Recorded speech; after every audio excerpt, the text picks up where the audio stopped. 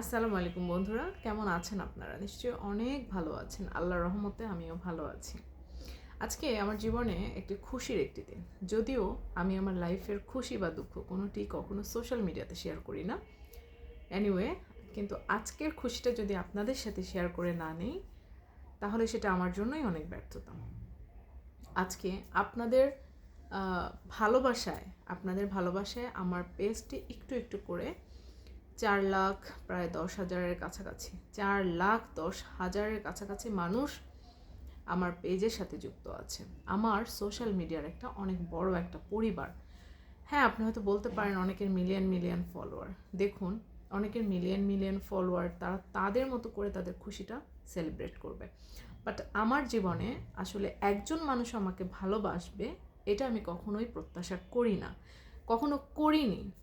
সেই জায়গা থেকে 4 লাখ বা তার বেশি মানুষ আমার জন্য আল্লাহ তাআলার পক্ষ থেকে এই পৃথিবীতে একটা বিরাট গিফট।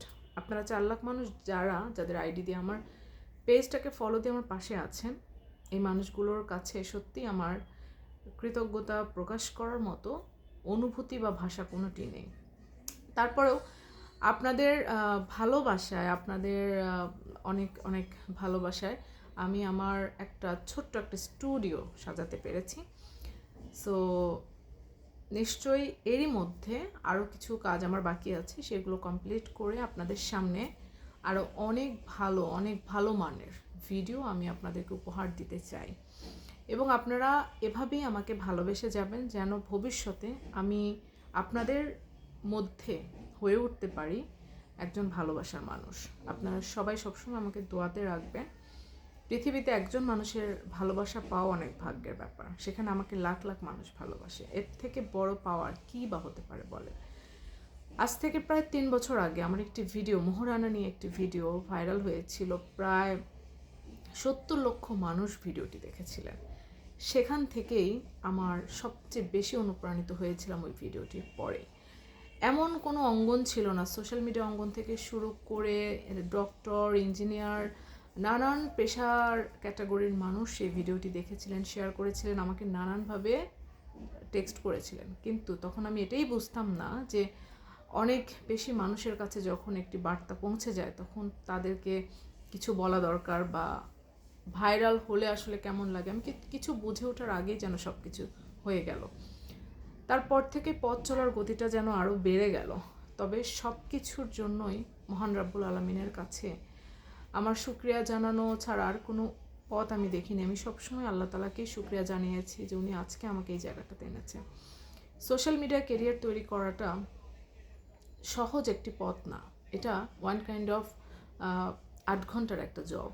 আপনি যদি জবের পাশাপাশি এটা করতে চান, আপনি এটা পারবেন না। আপনাকে একটা প্রফেশনের মতো এখানে সময় দিতে হয়, এখানে অনেক পরিশ্রম করতে হয়, এখানে কন্টেন্ট নিয়ে অনেক ঘন্টা ধরে ভাবতে হয়। অনেকেই হয়তো ভাবে যে ছোট্ট একটা ভিডিও, হয়তো সেটা 15 সেকেন্ড, হয়তো বা সেটা 1 মিনিট, হয়তো বা সেটা 3 মিনিট, কিন্তু এই যে কয়েকটা সেকেন্ডের পেছনে যে কতটা ভাবনা জড়িত থাকে, প্রিপারেশন নিয়ে একটা স্টুডিওতে বসতে হয়, লাইট ক্যামেরা সেট আপ করতে হয়, তারপর সে কথাটা বলার সময় মন মানসিকতার দিকটাও খেয়াল রাখতে হয়। আপনি যদি মন খারাপ থাকে, কখনোই সোশ্যাল মিডিয়াতে এসে আপনি ক্যামেরার সামনে বসে আপনি কখনোই একটা ভিডিও তৈরি করতে পারবেন না। আপনাকে সব কিছু, পারিপার্শ্বিক, পরিবার, আপনার অন্যান্য যে বিষয়গুলো সব কিছু ম্যানেজ করে মনটাকে প্রফুল্ল রেখে খুব মনোযোগ সহকারে মেধার এখানে বিকাশ ঘটাতে হয়। এই জায়গাটা যারা মোটামুটি আমার ক্যাটাগরির ভিডিও তৈরি করে, ওই মানুষগুলো বেসিক্যালি জানে যে আসলে কতটা পরিশ্রম করার পরে একটি ভিডিও আমি যখন পাবলিকলি প্রেজেন্ট করব, তখন আমাকে অনেক বিষয়ও মাথায় রাখতে হয়। এবং যারা সেই বিষয়টি মাথায় রাখতে পারে না, তখন ভিডিওর কোয়ালিটি, কন্টেন্টের কোয়ালিটি, তারপর মানুষের কাছে সমালোচনা থেকে শুরু করে নানান রকমের ট্রলিং হওয়া, সব কিছুই গুলিয়ে যায়। তো এই জায়গাটা এমন একটি জায়গা যেখানে আপনি পার্সোনালিটি একই সাথে ধরে রাখতে হবে, একই সাথে আপনি যেন দীর্ঘ সময় মানুষের ভালোবাসা পেতে পারেন। কারণ মানুষ ভালো না বাসলে এই জায়গাটা আপনার জন্য একেবারেই জিরো। সো এখানে মানুষের ভালোবাসাটাও যেমন অর্জন করা খুব সহজ, ঠিক তেমনি মানুষের সমালোচনা করানোটাও অনেক সহজ। আপনি রাতারাতি মানুষের কাছে একজন মহৎ মানুষ হয়ে যাবেন এই সোশ্যাল মিডিয়াতে, আবার খুব দ্রুত গতিতে আপনি মানুষের কাছে একদমই খুব মানে উপহাসের পাত্র হয়ে যাবেন। 1 সেকেন্ডের মধ্যে আপনি মানুষের কাছে পৌঁছে যাওয়ার, যেহেতু এটা একটা মাধ্যম, সো এখানে আপনাকে খুব বিচক্ষণতার সাথে কাজ করতে হবে। এই জায়গাটিতে অনেকেই এসেছেন, অনেকভাবে কাজ করার চেষ্টা করেছেন, অনেকভাবে নিজেদেরকে প্রস্ফুটিত করার চেষ্টা করেছেন, কিন্তু সময়ের সাথে সাথেই অনেকেই ডুবে গেছে। আমি 2021 সালে যখন আমার এই প্রফেশনাল পেজটি ওপেন করি, জানেন আমি তখনও পর্যন্ত বুঝতেই পারিনি আমি কিভাবে কাজ করব। আমি মানুষকে ভালো বার্তা দিতে চাই, কিন্তু ভালো বার্তা দিতে হলে কয়জন আমার কথা শুনবে, বা আসলেই কি আমার কথা শুনবে? তখন বয়সটা অনেকটা কম ছিল। কিভাবে আসলে একটা কন্টেন্ট পূর্ণাঙ্গভাবে তৈরি করতে হয়, আমার কোনো রকমের কোনো সেটআপই ছিল না।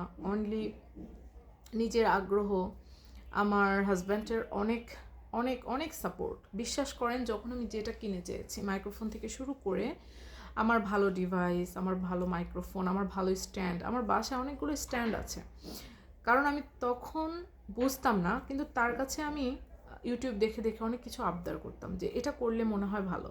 সে আমাকে সাথে সাথে আইডিবি ভবনে নিয়ে যেত। আমার এখনও মনে আছে, মনে হয় হয়তো সেদিন, কিন্তু সাথে সাথে চলে গেছে হয়তো 5টা বছর, প্রায় 4.5 বছরের মতো আমার লাইফ থেকে চলে গেছে, কিন্তু ছোট ছোট মেমোরিগুলো মনে আছে।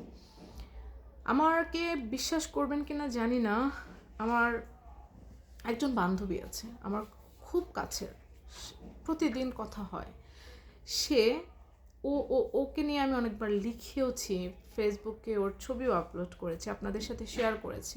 আমাকে অনেক সাপোর্ট করেছে সব সময়, আমার যে কোনো কিছুতে। আমি বুঝতে পারতেছি যে ওই জিনিসটা ভালো, ও আমাকে ওই জিনিসটাতে সাপোর্ট করেছে, কখনো বলেনি, কখনো ওর মধ্যে বিদ্বেষ কাজ করেনি, হিংসা কাজ করেনি, কখনো আমাকে ডিমোটিভেট হয়ে যায় এ ধরনের কোনো কথা আমার সাথে কখনো বলেনি। তারপর আমার আম্মু, বিশেষ করে আমার আম্মু, আমি যখন কন্টেন্ট তৈরি করতাম আমার প্রত্যেকটা ভিডিও সে দেখতো, প্রত্যেকটা। এবং আমাকে কোন দিন একটু মন খারাপ লাগছে, আমাকে দেখতে কোন দিন একটু সুন্দর দেখাচ্ছে না, বা আমাকে কোন দিন একটু মুড অফ লাগছে, আমার চেহারাটা কোন দিন একটু মলিন লাগছে, সে পর্যবেক্ষণ করে সাথে সাথে আমাকে কল করতো। তুমি যে আজকে এই ভিডিওটা করলে, তোমার মনটা এরকম লাগলো কেন, তোমার চেহারাটা এরকম লাগলো কেন, তোমার ওড়নাটা এভাবে দিলে ভালো লাগতো, মানে অনেক রকমভাবে। আগে তো আমি হেজাব ছাড়া ভিডিও করতাম, তখন সে আমাকে, তখন আমার যে পোশাকগুলো পরতাম সেগুলো তো বলতো না এটাতে ভালো লাগে নাই। তো আমার আম্মু আমাকে অনেক সাপোর্ট করেছে। এবং সবচেয়ে বড় বিষয় হলো যে আমার অনেক কাছের মানুষজন আমার ভিডিও দেখে, ভালোবাসে, সামনে দেখা হলে ভালো বলে।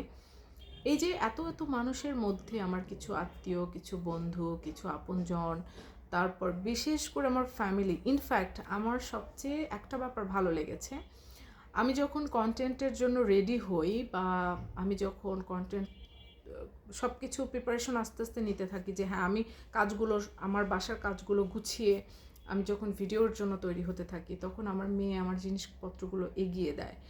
এবং সবচেয়ে মজার ব্যাপার, আশ্চর্য হয়ে যাবেন, তার বাবা ইঞ্জিনিয়ার, তার বাবা একজন প্রফেসর, একটা বিশ্ববিদ্যালয়ে শিক্ষকতা করেন।